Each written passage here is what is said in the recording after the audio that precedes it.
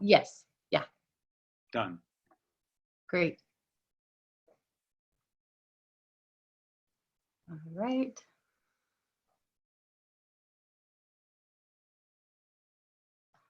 Hello, and thank you for joining us. This is a Mediate.com course entitled The Path to Excellence, Reflective Practice and Mindfulness. We're fortunate today to have Michael Lang joining us. Michael Lang has over 30 years experience in family, organizational, congregational, public policy, and international disputes. He is a renowned leader in the field, a trainer, a practitioner, an author, a teacher, and sorry, can we stop and start over? And by the way, no international. Okay. It's for sure. Good. Yeah, but that would be fine.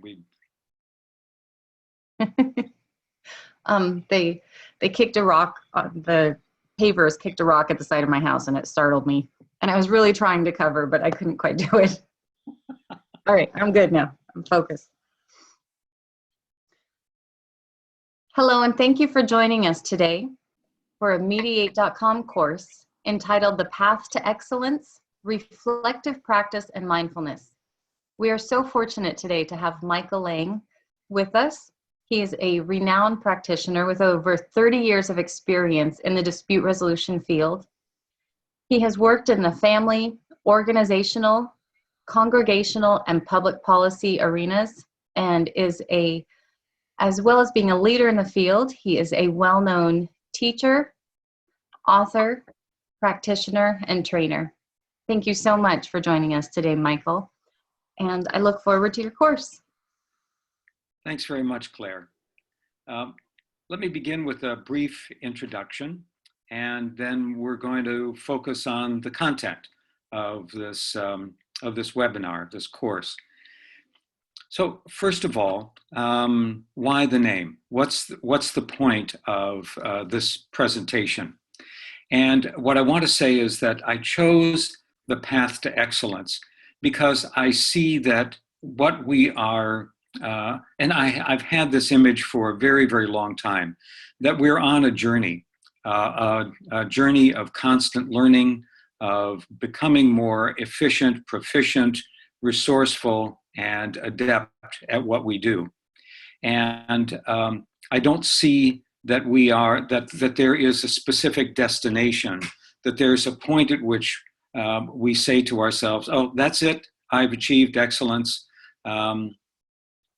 As one person said, a very smart person said, think about it in terms of fruit. What happens after a fruit ripens? And that is that it rots. So we never want to get to that place that we are just complacent and think that we have all the knowledge and all the skills and all the abilities, all the wisdom that we could possibly need. So that's why I have chosen the metaphor of the path.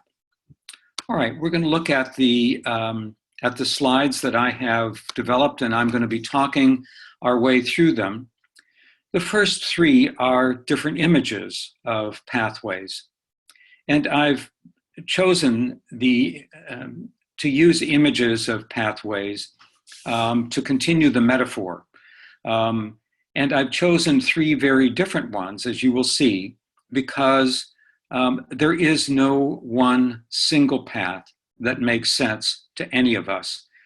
That the journey that we take as practitioners is absolutely unique to each of us.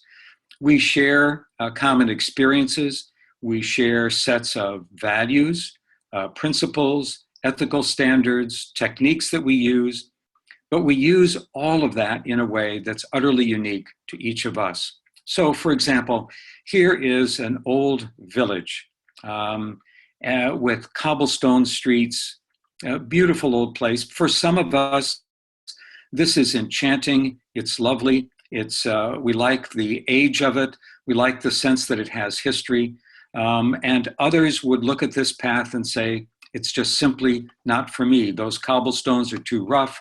The buildings are too old. So the next path is one that goes through a hilly area. And you see the stone path, the fog.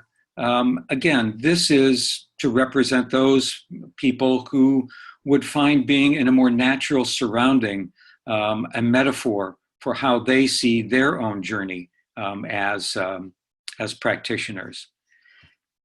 And the third example is a walkway in a city along the water. And again, just a completely different idea for how we see our journey. And lastly, a city street, busy, active, probably more vehicular than pedestrian traffic. I'm not going to go beyond that in terms of this metaphor of the pathway. Believe me, I've done enough, I hope, to give you, to shape the sense of what I see as as we move forward.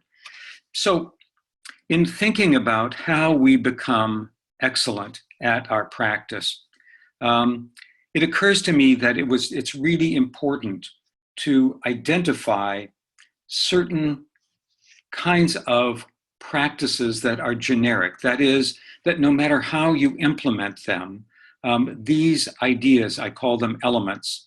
In my book, The Making of a Mediator, my co-author Allison Taylor and I referred to them as hallmarks. But the idea is that these are ways in which we actually implement and are reflective of excellence in our work. There are 9 of them here. I'm sure that those of you who are watching and listening to this could come up with a few more. There's some here that you will find your favorites, some that you find less valuable to you. That's as it should be. The idea is to take these ideas that are mine, that are based on my readings, my study, my writing, and most importantly, my experience, and say, here are some common practical approaches that lead to really effective and competent practice. And we're going to go through each of them, and I'm going to provide you with brief examples for each as well.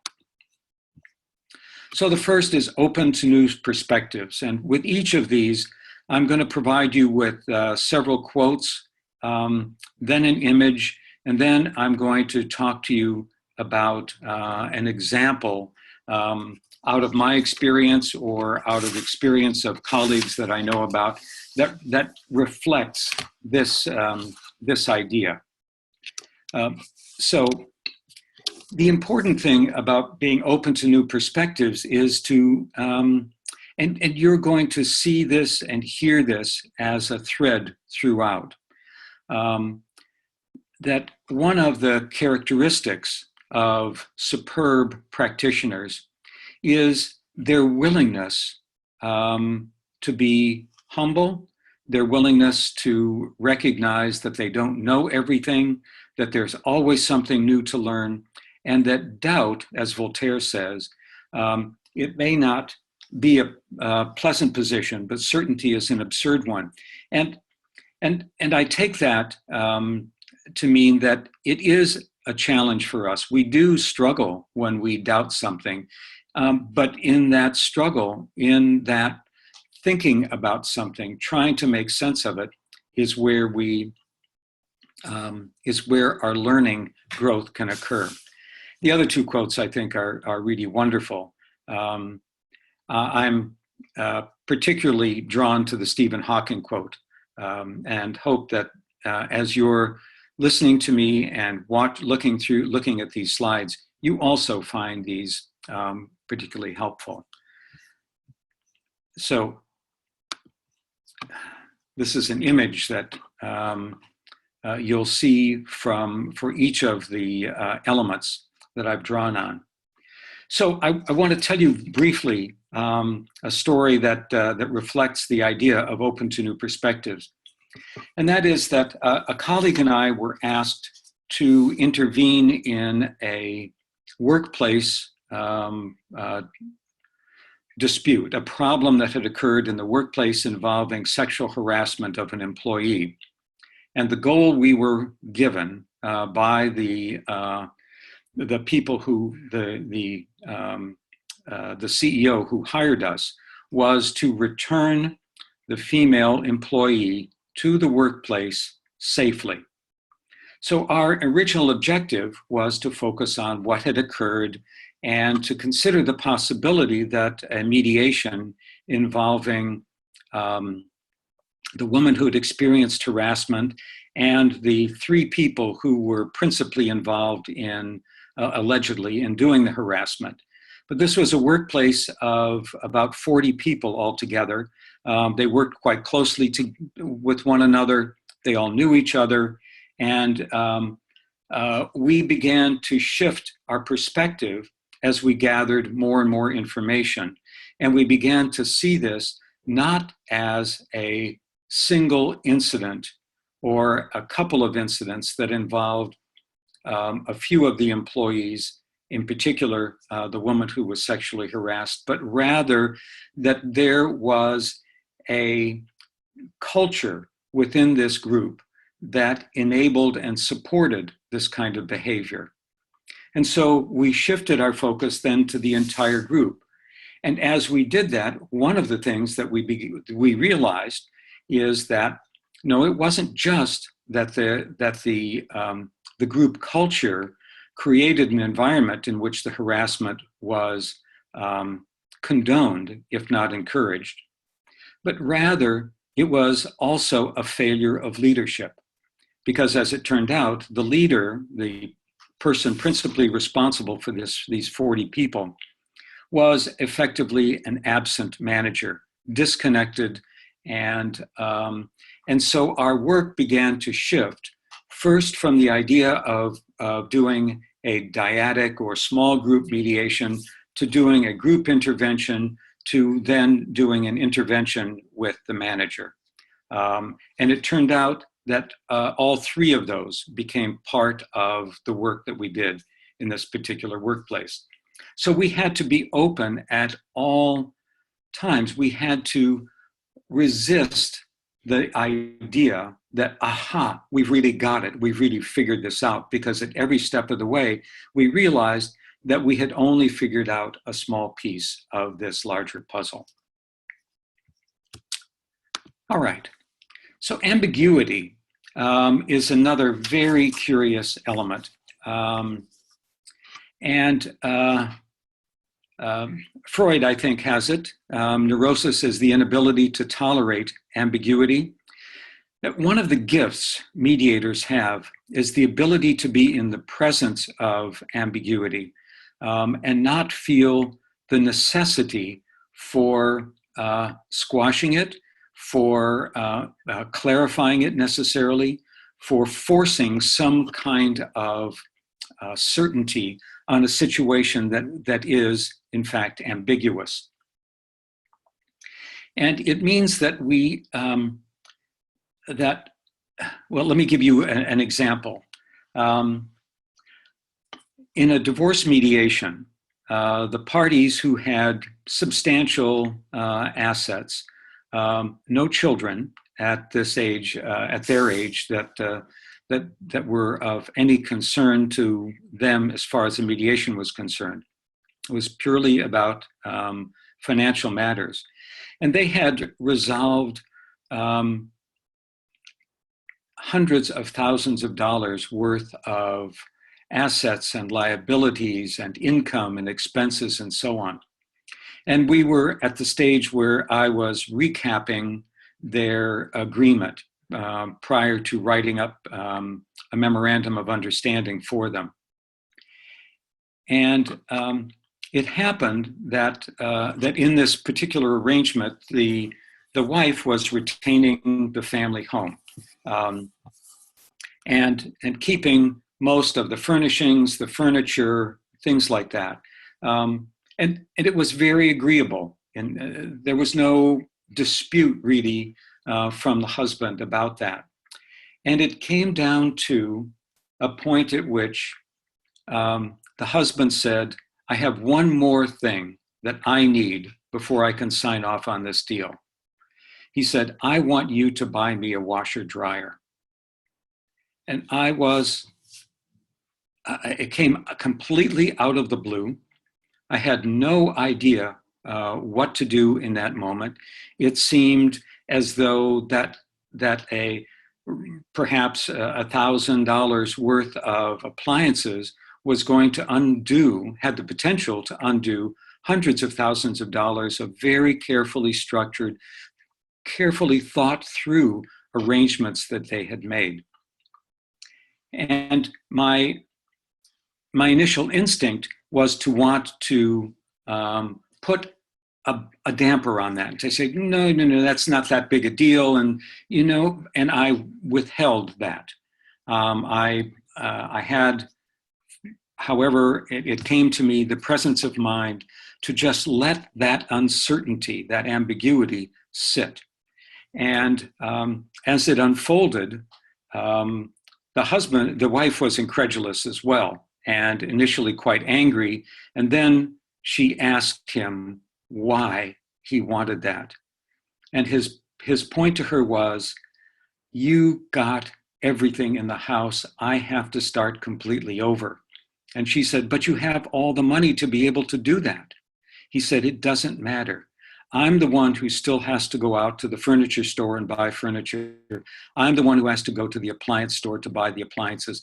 I want you to do something for me. I want you to, and they had a really thoughtful and caring conversation, in the result of which was that they went shopping together and she paid for a washer and dryer for him. So it is important. Claire, I see you've got a question. Yeah, I was wondering, a lot of the time when I'm working with people, they fear ambiguity. We all do. And so they see part of my role there is to help to find things and clarify things for them. And so I understand what you're saying, that ambiguity can be a difficult experience to go through, but that it can have a lot of value. And so I'm wondering, how can you communicate that to people that you're working with, or how can you normalize that feeling and help them to be comfortable with that, with those moments of ambiguity? It's a great question. Thank you. And here is what I have learned and what I think is helpful. First of all, your behavior throughout the mediation needs to send out this particular signal. You need to be able, when parties are confused and they're struggling to find clarity and certainty, and it just won't come to them, that you need to have the patience to be able to sit with them and acknowledge the ambiguity in that moment, and to say that of course it's difficult, of course it's frustrating, of course it's confusing, it's unsettling. And you validate, you don't validate because it's their experience, you honor their experience. So that's one of the things you can do that's verbal. Mm-hmm. And another thing you can do is just simply not jump in. We have the tendency, we become mediators because we want to be helpful. We believe that through our efforts, we can help people move through a conflict situation that's really troubling to them. And so we want to be helpful. And in that moment, when there is such a struggle to overcome the uncertainty of a particular situation or a moment, one of the things that is a hallmark of our capacity to be really effective is not doing anything. By that, I don't mean that we are just ignoring what's taking place. We're very conscious of what's happening, but we're making a specific choice not to say anything. We, by our silence, we help create the space in which, the conversational space in which they can try to work some of this through. And only when they get to a place where they're ready to talk about solutions can we assist them in coming up with a variety of ideas and then brainstorming and then making some choices for themselves. But that's what it requires: patience, it requires deliberation, and it requires behavior that signals to the parties, you're okay. The situation right now isn't, but you are, and this is going to be all right in the end. Great, thank you. Mm-hmm. You know, it isn't a prediction. Let me just say this as well, Claire. It's not a prediction that everything is going to be perfect. You're not telling them that you know what the answer is, because that would be disingenuous and disrespectful. What you're saying is that you trust that they have the ability, together with your support and assistance, to settle the matter themselves, to work through the place of uncertainty and resolve their confusion and the ambiguity in whatever way makes good sense to them. Mm-hmm. Right, thanks. Sure. So I love this photo of the grass growing out in the most unpredictable place possible in this metal pipe. Okay, moving on to the next. Resilience, be resilient. I love the first quote: behave like a duck, keep calm on the surface, but paddle like hell underwater. And that's what it feels like often when we are resilient, that we are, we feel, and you know, in one of the very first divorce mediations I did nearly 35 years or more ago, the first few mediations, people had been very congenial, actually, and easily worked out their difficulties. And now I was dealing with the first time with a couple who were shouting at each other in a constructive way, as I really understood it. But I was terrified about what I was supposed to do. And that was it. I was paddling like hell underwater, but having to maintain a calm surface in order to be effective and useful. And let me give you an example that's both humorous and infuriating. I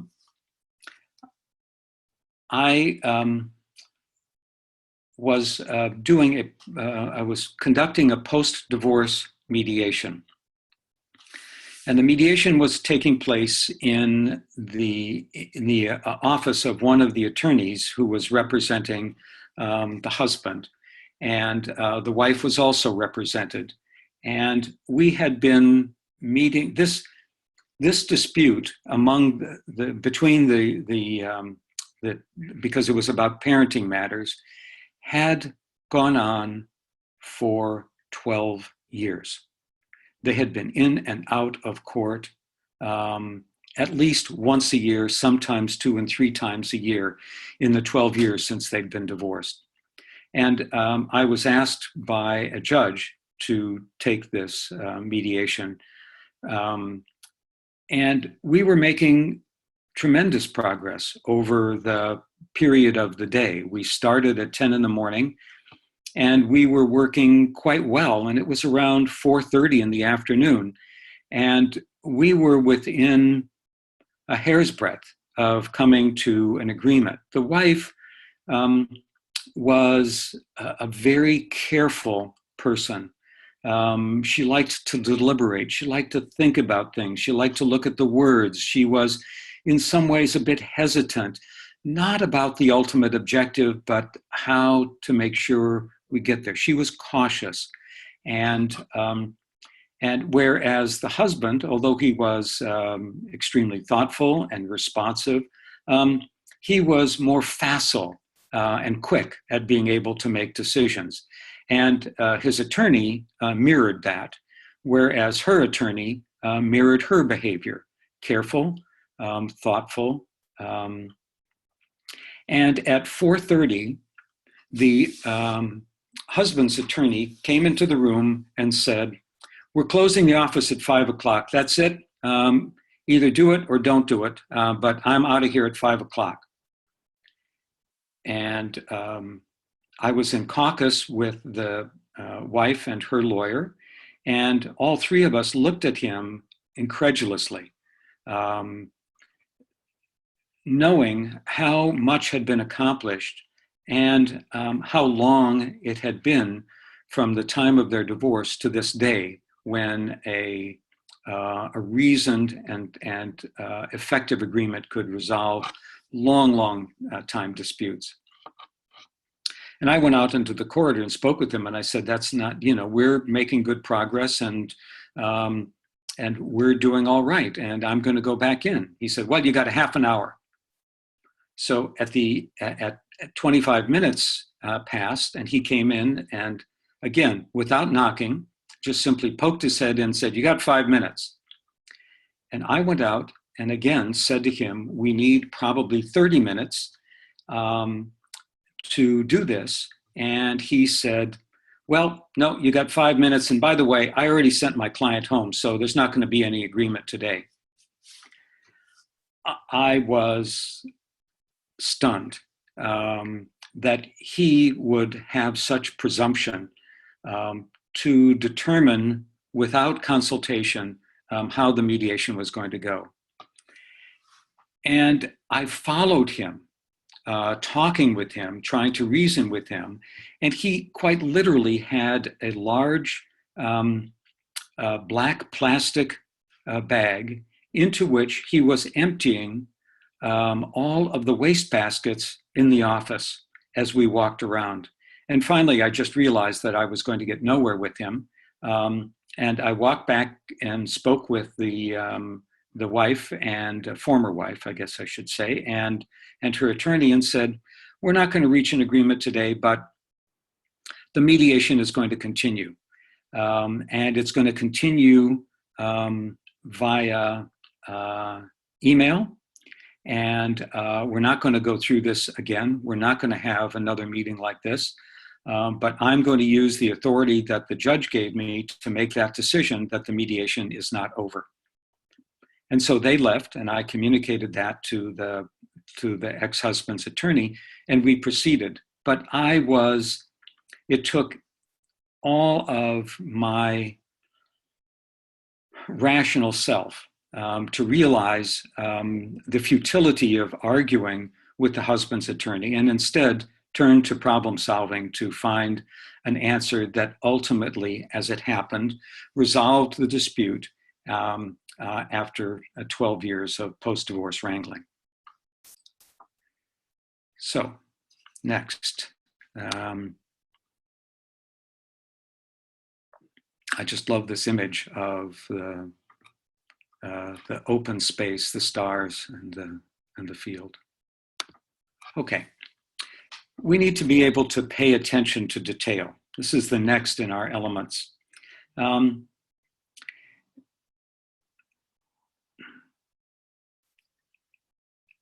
What happens often among mediators after we've had a few years of experience and we've begun to see patterns of interaction, patterns of behavior, patterns in terms of the types of disputes that come to us, and a pattern in terms of how they are resolved, we can very easily become lulled into a kind of complacent competence. I call it, being in the rut, where you are you're moving along, you're doing decent work, you're being capable, but you don't have the passion, you don't have the energy, you don't have the enthusiasm and that you once had, because you've gotten pretty good at what you're doing, and it doesn't take the kind of effort that it did originally. And I think that one of the things that happens to us in that moment, in those moments, is that we fail to pay attention to important details. We overlook them because we have the larger picture, and we see how that larger picture is likely to develop and unfold. And that's what we end up focusing on. Instead, we need to pay as much attention to the detail as we do to the larger picture. Let me give you a couple of quick examples. One that happened to me. Earlier this year, I had cataract surgery. And in the course of the procedure, the pre-op, drops were put in my eyes. I met with the nurse anesthetist who told me what was going to happen. And then eventually I was taken into the into the operating theater for what was probably no more than 8 or 10 minutes of a procedure. Throughout, because I was not unconscious, I was alert and awake the entire time, I was aware that the nurse anesthetist held my hand the entire time. And the next morning, when I went for my follow-up visit with the physician, I asked her about this, and she said, "It's absolutely intentional." She said, "We do it purposefully because we want you to know that with all the machinery and the lights and the sounds and everything else that's going on there, there's a human being who's right next to you. And that we too are human beings. We are not just extensions of these machines." And I thought, wow, that's really, it was an extraordinary moment for me. I really appreciated it. And it reminded me of how important these little details are. I mean, with all of the exquisite, delicate work that the surgeon was doing and the machinery that has been developed that is so remarkable in what it can help the surgeons accomplish. What was prominent to me was something that would seemingly go unnoticed. But because it's so small, and that in that gesture of holding. That's beautiful. I'll tell you quickly, Claire, that as a follow-up, I had the second eye done about 10 days later, and because I had commented so warmly to the surgeon about this, not only did the nurse anesthetist hold my hand, she used her thumb to rub the back of it. Oh, It was, that's great. Yeah, I almost had a feeling that somewhere on my medical chart there was patient loves touch, do as much as often. But let's turn it back now to our work as mediators. And here's the situation. I was doing an introduction in divorce mediation before the parties were there on their own. Before they came, I had come to mediation. Had lengthy half-hour conversations with each of them. Not so much to hear their story, but to introduce myself and to make sure they understood what mediation was and to confirm that they really wanted to participate. And so I launched into my introduction, and I noticed that the husband was nodding occasionally, looking at me, and the entire time the wife sat arms across her chest, looking above my head at a spot on the wall, and her gaze never shifted. And so I stopped about halfway through. My introduction probably takes 10 minutes at the very, very most. But I stopped and I said, "I'm curious. I've noticed, I don't know you. Maybe this is just the way you pay attention." She said, "No." She said, "Of course I'm upset. How would you feel if 2 weeks ago you found out that your husband had been having an affair with your best friend for a year, and you're now to show up in mediation and resolve all of these different disputes? Oh. I took a deep breath. It was a moment. Yeah. It was, 30 years or 25 years later, I can still see this woman sitting in that chair and then crying as she expressed this. And as a result of having paid attention to that small detail, I then said, "What do you need?"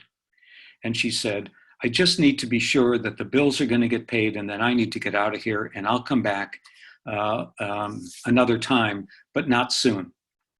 So we spent 15 minutes. She left assured that the finances were in order. We made a tentative booking for 8 weeks later.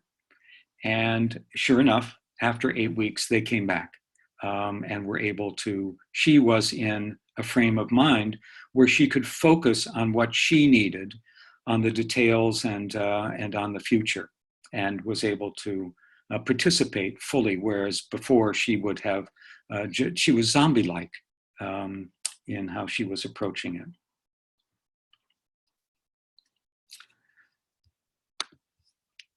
Okay.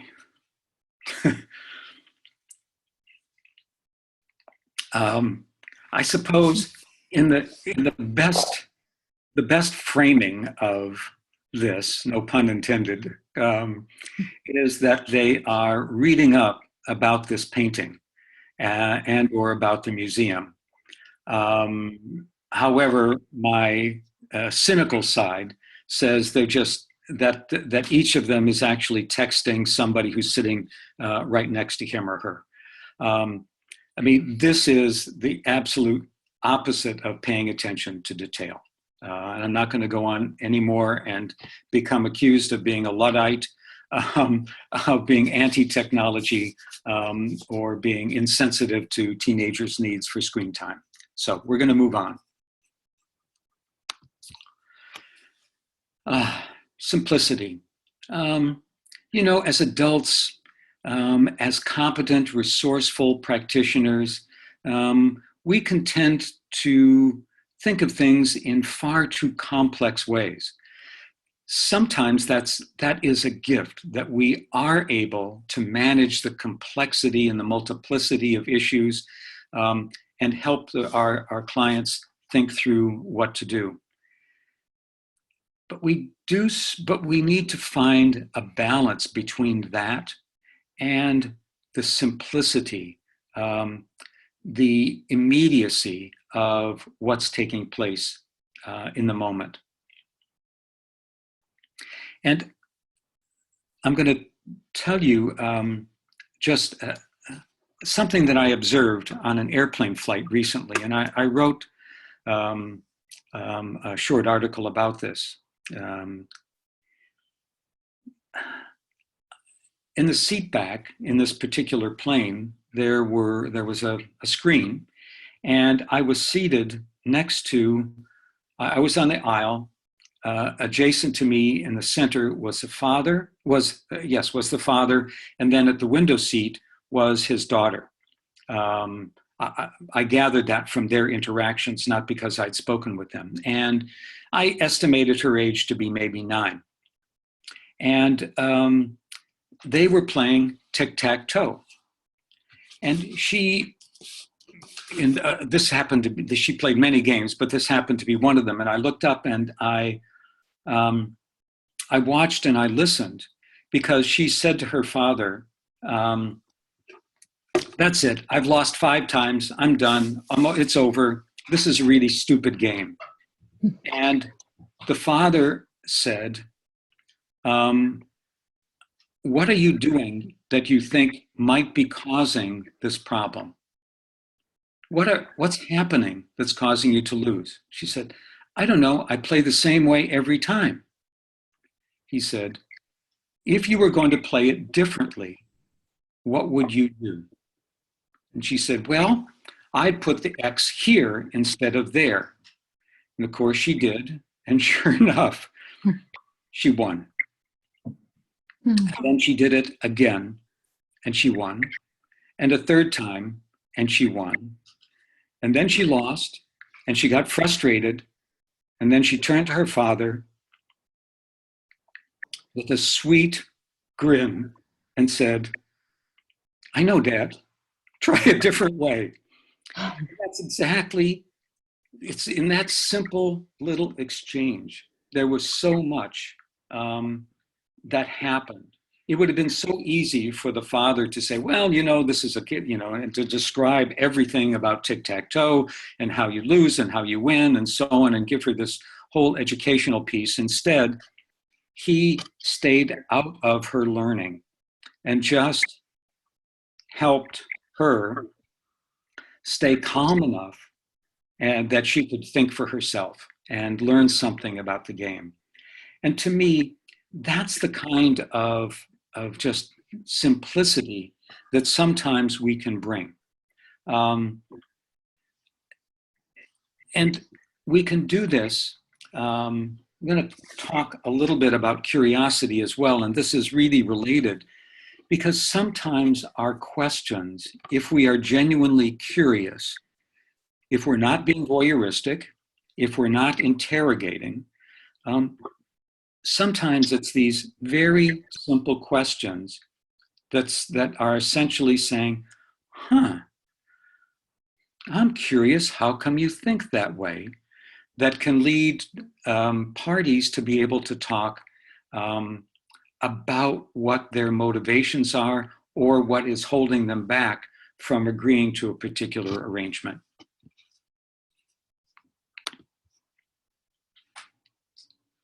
So, lovely image. Mm-hmm. Simple. Yeah. This expression, I've tried to find the origin of it. There's a pop song that uses this lyric, but that's not where I first heard it, I'm sure, because I heard it 25 or more years ago. And it has meant a great deal to me. Because the hold on tightly, for me, means that we have convictions. We have beliefs. We have ideas. We have competence and experience.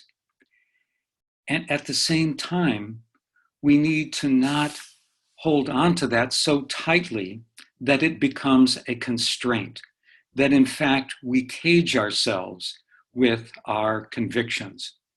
And humility, as Ken Blanchard says, actually allows us to let go of the absolute certainty of our convictions and be open to new possibilities. And this is about wonder and mystery, as Anais Nin says.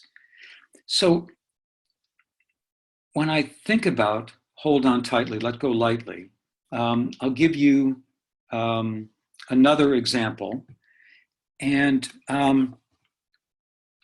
I was contacted by a department manager who was concerned about two supervisors in his department who were intended to be working cooperatively together. And in fact, the department was built on that kind of an arrangement, and functionally worked much better when the two of them could collaborate, work together, cooperate, find ways to support and assist each other. And for some reason, the goodwill between these two supervisors had evaporated, and they were at odds with one another, and therefore they were less effective. And from the manager's point of view, the department was then less productive and efficient. So I arranged to conduct a mediation with the two of them, with the usual preliminaries of having conversations, planning things out. And we had set aside an entire day. And halfway through the morning, it became abundantly clear to me that this was that this problem involved everybody within the department, including the department head. And that working on resolving the dispute between the two supervisors would be helpful. There's no question about that. Ultimately, it wouldn't, there was a high likelihood that the problem they experienced would simply show up somewhere else. When I do my work, I often use a systems analysis, in which case I think about the entire group of people as the system, and I think about the conflict that's occurring between any two, three, four people as the symptom, as what helps identify that in fact there is a problem within the system itself. And so I began to ask a few questions of the two of them. And throughout the rest of the day, what we did, because I had a limited brief, my focus was, and my contract was to work with them. Not only did they resolve their difference and figure out how they were going to work effectively, but they also began to identify the problems within the organization and what each of them and they together could do to address the larger problem. So had I just focused only on the one dispute between the two of them, we would have been finished in 2 to 3 hours. They would have happily gone their way. It would have been, by general measures, successful. But in fact, it would have been incomplete. And it was only by letting go of the initial assumption about the nature of the conflict that I could offer them some alternative ways of dealing with what's happening in their organization. Thank you. Yeah.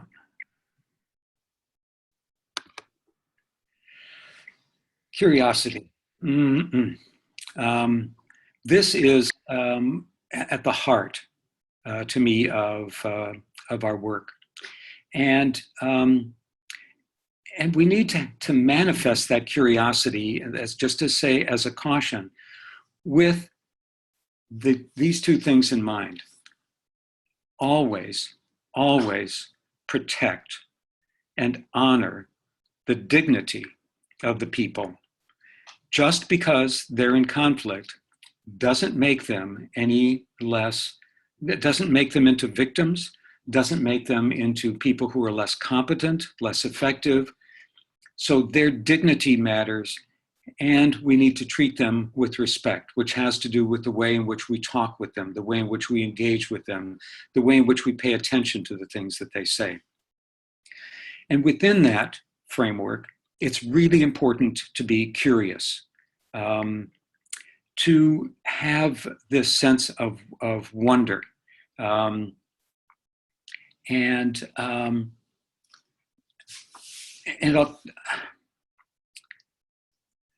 It is, to me, I think of this as being like the 3 or 4-year-old. And Claire, who's listening, has children, she'll be able, younger children, she'll relate to this, I'm sure. And I have grandchildren and my children when they were younger. This is such a universal thing that happens, that a child will come to you with a question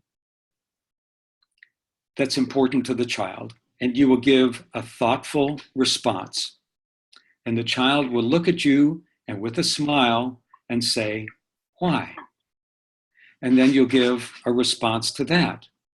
And the child will nod and say, why? And this could go on and on and on and on, because they are sponges. They are learning how to create a world for themselves and to learn about the world. And the way they have to do it, in addition to their own experience, is to ask us whom they trust, for information, for responses, for our take on certain situations. And I think if we can bring that sense of curiosity and wonder to our work, it's really, really important. Um, um, we need to act sometimes like the 3 or 4-year-old and be unashamed and unembarrassed and unafraid to ask our clients why. Always with respect, but to ask them why. And to have a reason for our curiosity. It isn't just mindlessly asking a bunch of questions just to engage with them. This isn't just getting to know them for the sake of learning about their background. There needs to be a purpose, of course. And I had an extraordinary experience. I was asked by a friend to do some work in Canada where I had done a fair amount of work. And she sort of teased me into doing this. She said, "Would you like to work in Canada?" I said, "Sure, I'd love to." I'm thinking Toronto, Vancouver, Montreal. My wife is Canadian, so that would make a difference as well. And I said, "Sure." She said, "Great, it's a workplace." She described the basic problem. I said, "Great, interesting." She next said, "So how's your health?" I said, "Well, Ruth, it's great. Thanks for asking. Why?" She said, "Well, because this place, there's no hospital, no physicians, a nurse practitioner, and if you fall ill, they have to medevac you, and that's dependent on the weather." I said, "Oh, where is this?" And it turned out that I was in the Canadian Arctic in a 1,400 person Inuit village. And coming from Florida, I'd lived in northern climates enough to know that it was going to be cold, but for 10 years before this, I'd lived in Florida and had to run around and ask friends to send me parkas and sweaters and things that I could wear. So I knew that that would be a tremendous change for me, a shift. I had some sense because I've worked in different cultures, not extensively, but enough to know that there would be something in the nature of the culture that was part of this dispute, and that I needed to have enough curiosity to be able to ask some questions so that I could understand enough to respectfully help in working out the dispute. And the people I was working with were generous in that regard. I, they had my resume. They knew all about me. They knew all about my years of experience and writings and this and that. And I acknowledged that to them and said, but in your culture, I'm a complete novice. And for me to help you, I might need to ask a lot of questions in order to understand what's going on. Is that okay? And they responded enthusiastically. They were excited to be able to share their culture with me, their experience with me, and to help me understand how their culture affected the conflict within this workplace. It was fascinating. But it was because I was willing to be humble and that my curiosity was tempered by humility and respect for them. Okay. Love this image of this kid. Mm-hmm. Yeah. Okay. Now, So learn ceaselessly. This may seem self-evident. The fact is that it isn't. We think about learning in the sense that we learn from the books we read, the seminars we attend, the conference workshops we participate in, the webinars that we watch and listen to. And all of that absolutely is an essential element of our essential elements in how we learn. What I'm going to be talking about in a little bit is, however, is also how we learn from our own experiences.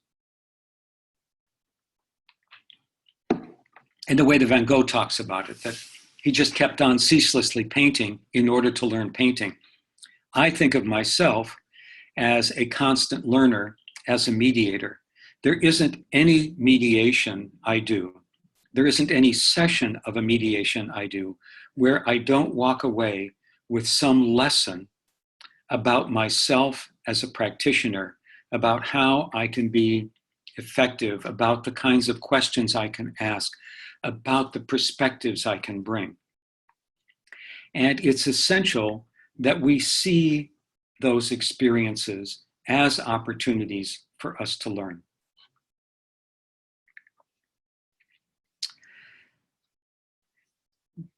Because the failure to do that is to end up in the rut, where every day is a kind of grind. It's the same old, same old. You just keep doing it. You do it well. You're helping people. There's no question about that. You're not harming them. But they're not getting the best of you, and you don't have the sense that you are at your best in those moments either. And both are important. It's both important to the clients, the people who've entrusted themselves and their dispute to us, and it's for our own intrinsic benefit, our own sense of satisfaction, that we learn how to be more adept and resourceful. Even when we're playing flute to a kitten.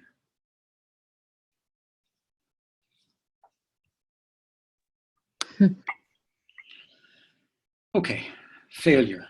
None of us really like to think as though we've failed, but in fact, we do. And Michael Jordan has said it. And I'm going to talk a little bit about this quote from Samuel Beckett in just a minute. But I want to tell you about my own experience. And one of the things that I will say to you is that if you were ever to attend a training and participate in a workshop where I have written the role play, you can be sure that that role play is based upon a failure of mine. It's based upon a situation where I was not at my best, where I was clumsy, perhaps, where I was less adept than I would like to be, where I missed opportunities to do something, or I took an opportunity to do something that I shouldn't have. And because I don't just take those failures as something to grumble about and to complain about or to whine about. Yes, yeah, I'm frustrated just like anybody else. I don't like to fail. And at the same time, when I have not been at my best, then rather than just complaining, I try to figure out what occurred, why that situation went the way it did, and to learn how to be smarter, more cognizant, more resourceful in what I do. There was at a time in my mediation practice when I was I'd had a few years experience, and I was trying to expand my work and had never had at that time a single referral from an attorney. I received a phone call from two attorneys who said that they were working with in a post-divorce dispute, that there was a court hearing in 3 days, and that they thought that it should be, they thought there was a good chance that the parties could come to an agreement, and would I take this on? And pride got the better of me, and I said yes. And I'll tell you why I say that pride got the better of me, because I assumed that I could be heroic. I assumed that I could help this couple extract themselves from the jaws of defeat. Defeat meaning a 2-day contested hearing over a possible change in the custody of their 4 children. And at the parents' request, actually at the mother's request, conveyed through her attorney, I agreed to meet with the 4 children. And we had a wonderful conversation, lovely kids. And it was utterly foolhardy on my part to have done that. There was no benefit. I inadvertently dragged the kids further into the dispute than they had been before. And believe me, they had been dragged in plenty deep before I got involved. And I let my own belief in my capacity overcome my better judgment. And that's one of the failures that I think about repeatedly as a way of hoping to keep myself a bit more humble. Hmm.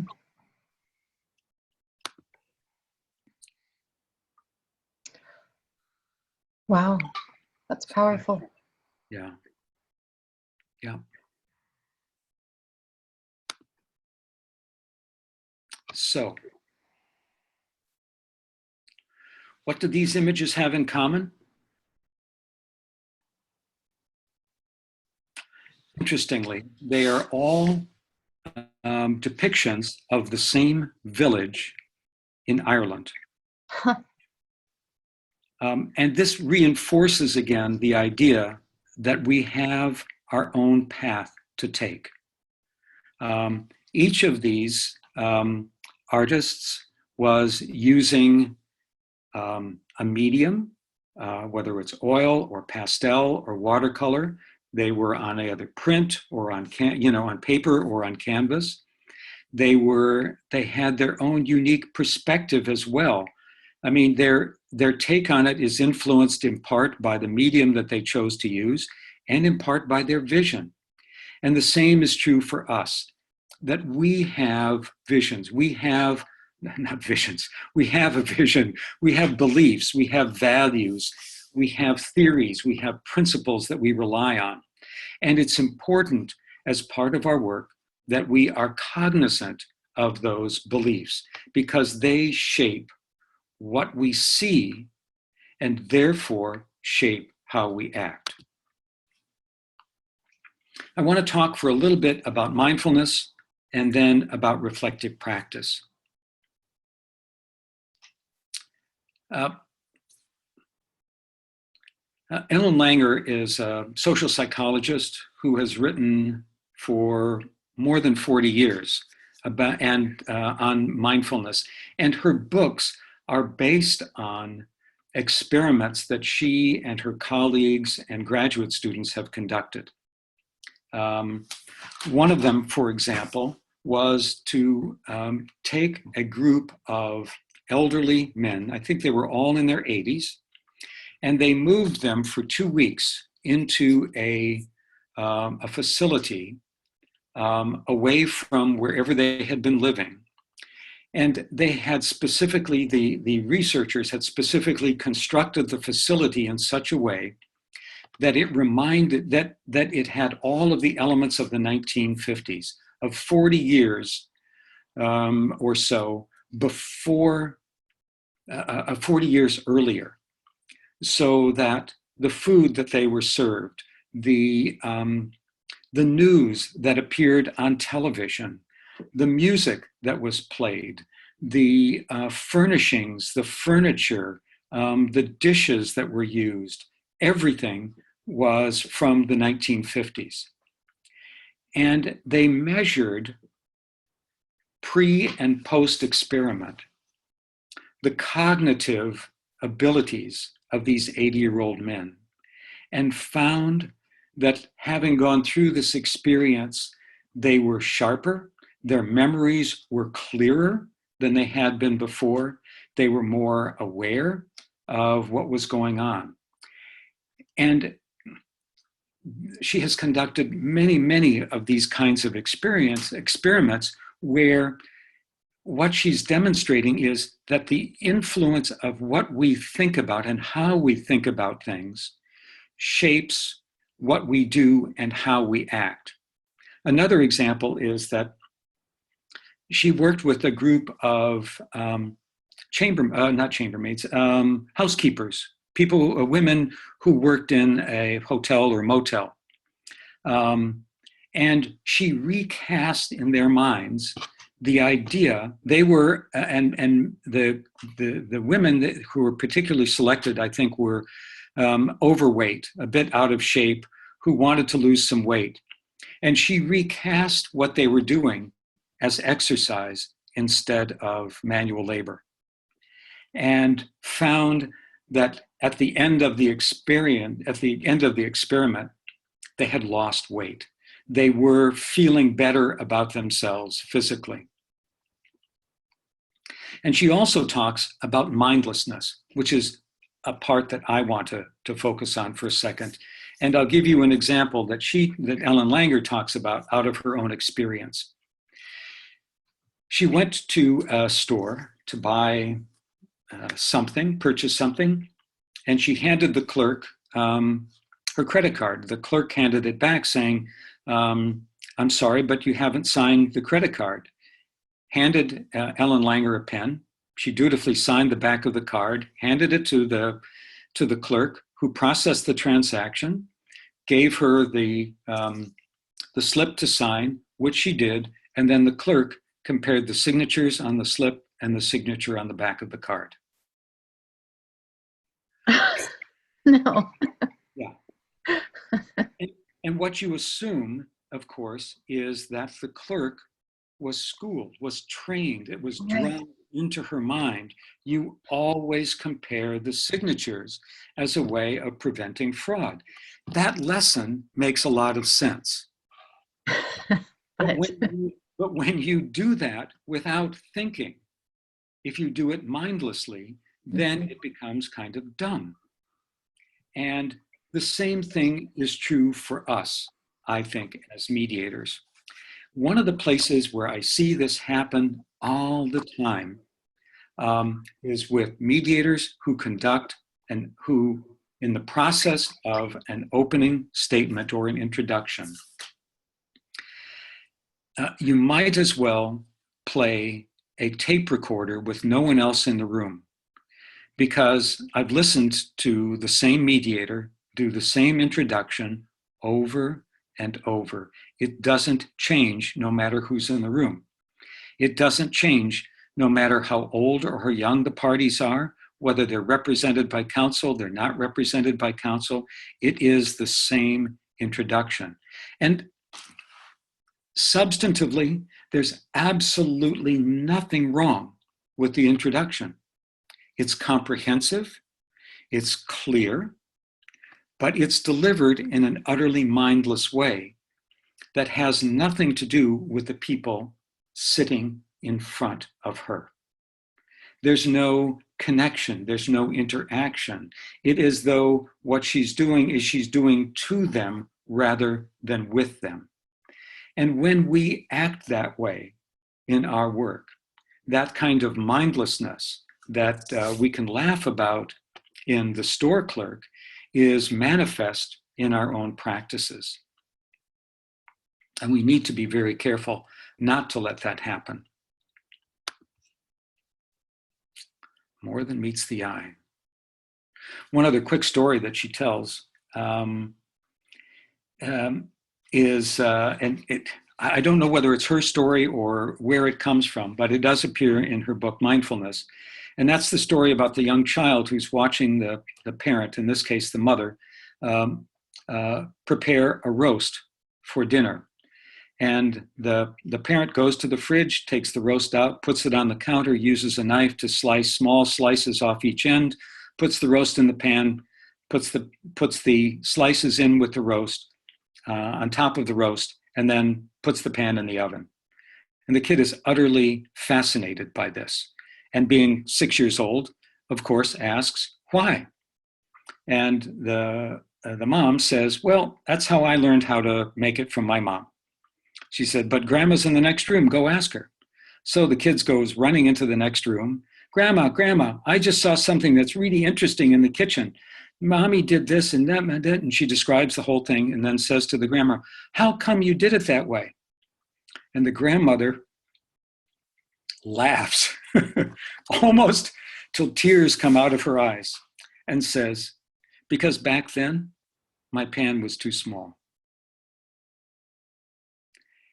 And it's that kind of mindlessness, never asking the reason why we do something.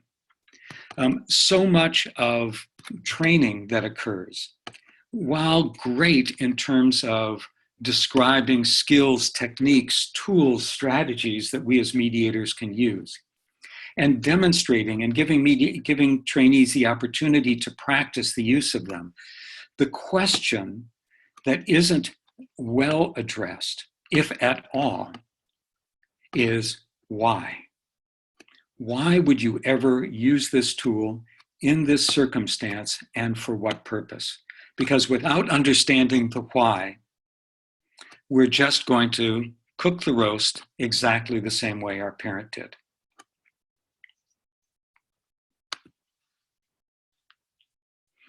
Now, for years, I've been thinking about, talking about, writing about, teaching about this thing called reflective practice. And it was at the heart of my book, The Making of a Mediator.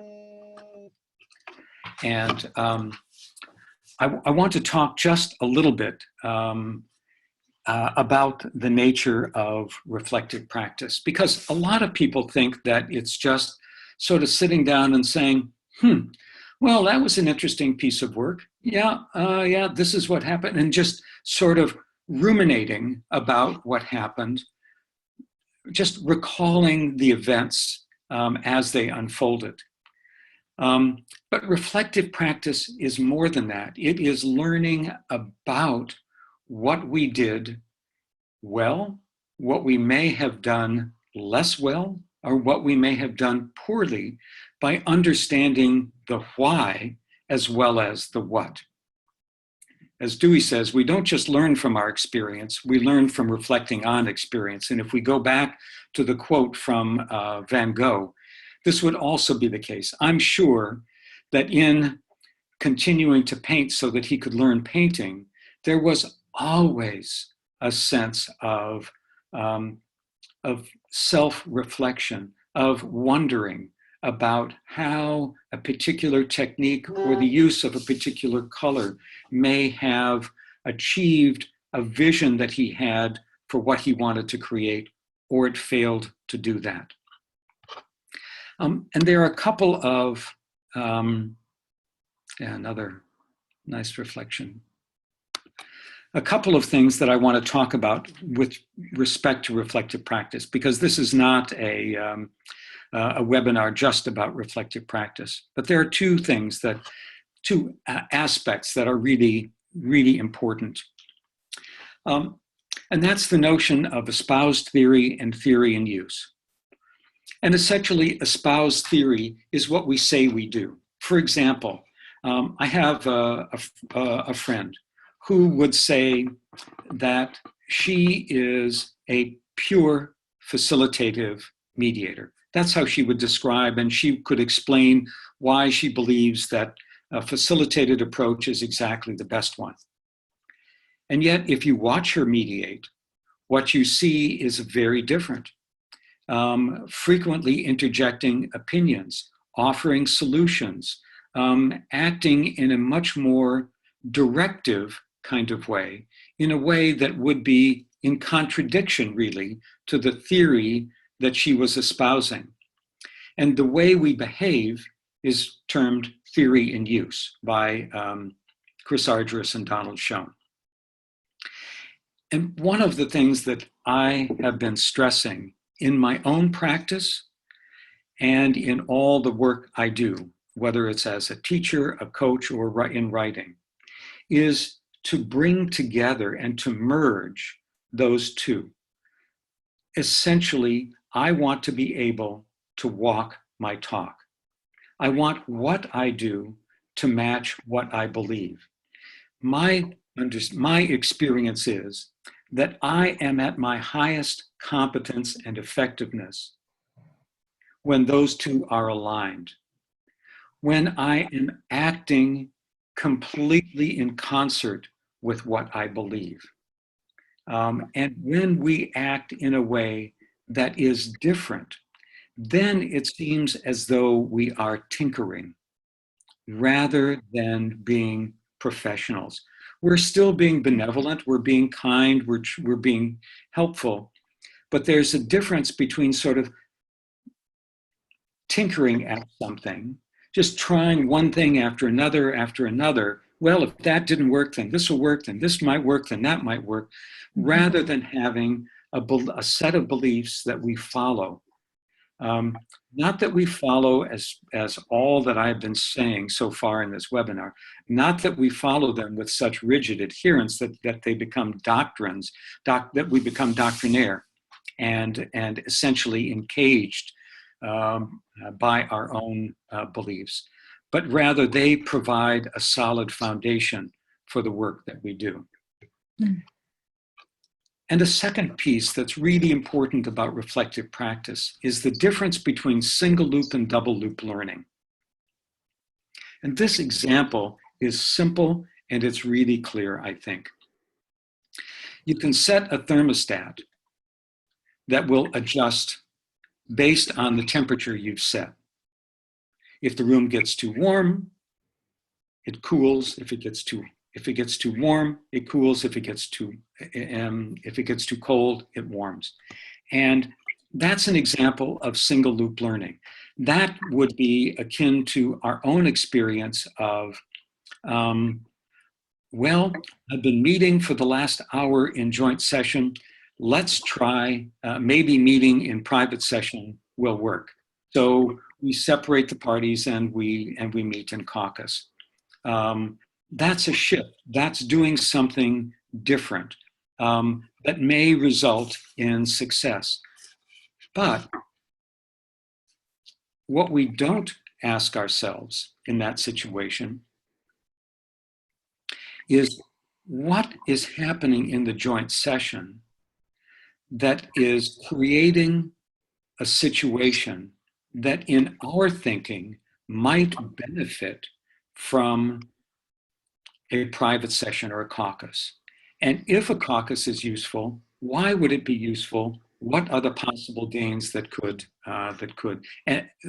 be derived, and what are the possible limitations?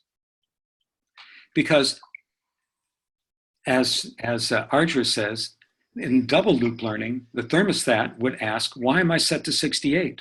Why do we choose that temperature rather than any other temperature that might be either more comfortable for us, more economical, whatever our goals are? What are the goals for using the thermostat? What are the goals for using the private session? What are the goals for doing brainstorming? It isn't just the doing of them, it's the understanding of our rationale. And part of reflective practice, both in the moment and after the fact, is to be able to ask ourselves that question and to be able to learn from our experience. Okay.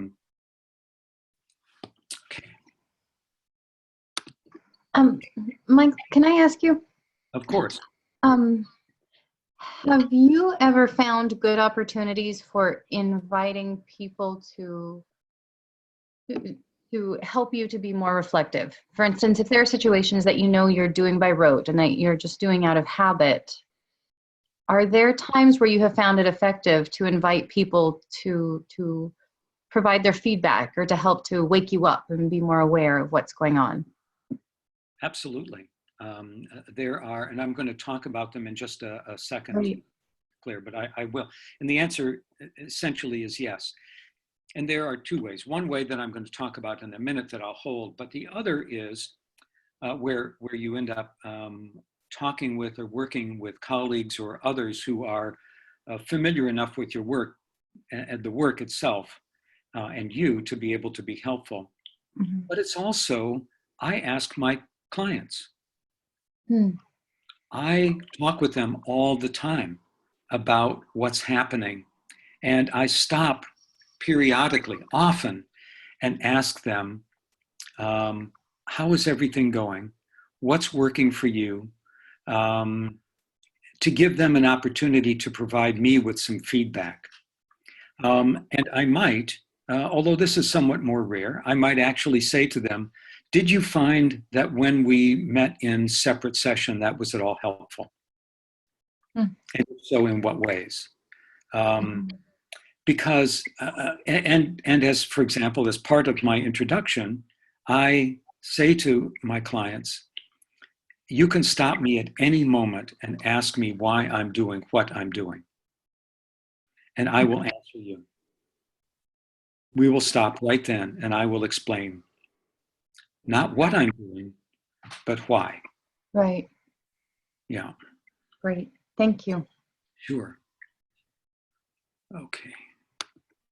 So now I'm going to, so to me, and this we're going to be wrapping up now. First of all, it has to begin with an intention. If you don't have the intention to learn, it doesn't matter what else happens, you're not going to. And if you don't have the intention to improve the quality of your work, then you will just continue to do the same thing over and over again. Not that that's necessarily terrible, but it's not what it could be. You're leaving opportunities on the table that could be explored, both for the parties and for yourself. So be attentive is the next. Notice what's new, avoid focusing on predictable behaviors and comments. Being attentive to the parties, because it's very easy when people come in with the Smiths come in the morning and the Joneses in the afternoon, and they sound and they look quite a bit alike. They're about the same age. They've got some, but they're not. They're unique people. And this isn't just a matter of respect, which is also important, but it is in their uniqueness that they find a way to quarrel and they find a way to work through their differences. And if we don't notice the uniqueness about them, then we may miss opportunities to help them do what they've come to do. And secondly, of course, we need to be attentive to ourselves. What's happening within me? What am I focusing on something that's different? Am I aware of myself in a way that, in such a way that I can be cognizant of my reaction to the parties? Next, ask questions. Be curious. That, again, applies both to what happens in the mediation and asking questions of ourselves. Read. I can't tell you how important this is, because it isn't just what we learn, although that's important. It is what those pieces that we read stimulates in us. It's the thinking, it's challenging us to question what we're doing, not in a way that seeks to undermine all of the values and the beliefs we have, but rather that opens us to new perspectives, new ideas. Take time to reflect. I recommend, and when I teach about reflective practice, I invite, and in fact, when I do role plays in the trainings, I ask the parties the people who are going to play the role of the mediator to think about what they're going to be doing and why they're going to be doing certain things based on the scenario.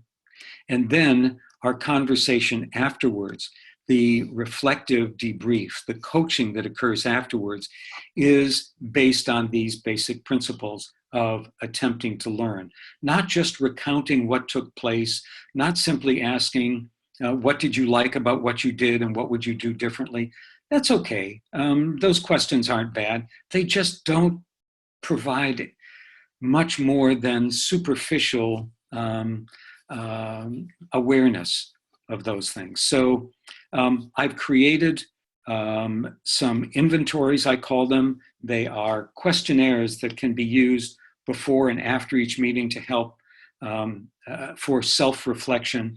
And I'm going to make sure that those are available and linked to the to this webinar. Next, maintain a learning journal. This is not Dear Diary, but this is a way of keeping track of what we've learned from our experiences. And everybody's going to do it differently. Some people do it much more formally. Some people do it in the form of notes. Some people do it with pencil and paper. Some people do it on their computer. Some people write pages. Some people write a few notes as an outline. It doesn't matter. The importance is to keep track to help you keep track in your own mind of what you're learning, to see the evolution of your thinking and your approaches to conflicts. And lastly, and this is what I think, what I wanted to hold, Claire, in response to your question. Yeah. And that is, get involved in a reflective practice peer group. I have been involved as a participant and as a leader of peer groups for over 30 years. And they have proved to be extraordinary experiences, no matter what role I happen to be playing. It's easy enough to organize them. I'm going to also, as part of this webinar, I'm going to post some information about starting a reflective practice group and why you might want to be in one. Great. I'm currently facilitating a group for the ABA section on dispute resolution, the mediation committee. I am facilitating another group, and that the one with the ABA is done as a telephone conference call. I'm doing another group with the Academy of Professional Family Mediators, APFM. That one's done on Zoom. So we've got people who we're able to see as well as hear one another. And I'm developing peer groups for a couple of other organizations. It's easy to start. It's easy to organize. And the richness that of learning that's possible is quite extraordinary.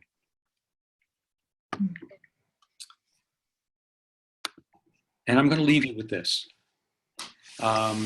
This is part of the Samuel Beckett quote from earlier, which is, ever tried, ever failed, try again, fail better. And forgive the moment of self-indulgence here. This is actually a piece that was created by one of my sons, who's an artist. And when I saw it in his studio, being a good dad, I paid him for it, but I really wanted it because it captures exactly what I want to be able to say, is that we need to be able to take mindful, respectful, and purposeful risks in what we do, and risk the possibility that we won't do, that it won't turn out exactly as we hope. But if we've done it with full regard for our responsibilities to the parties, if we've done it intentionally for the purpose of helping them and learning, then even if we fail, we will quickly be able to recover from that, and we'll learn how to fail better the next time. And we'll constantly be improving our work. Mm. So thank you all for the opportunity to be part of Mediate.com University. And one last thing I will say,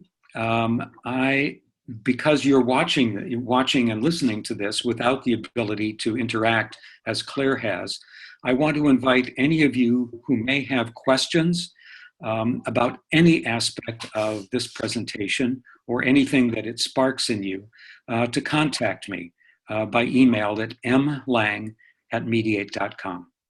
Thanks. Thank you.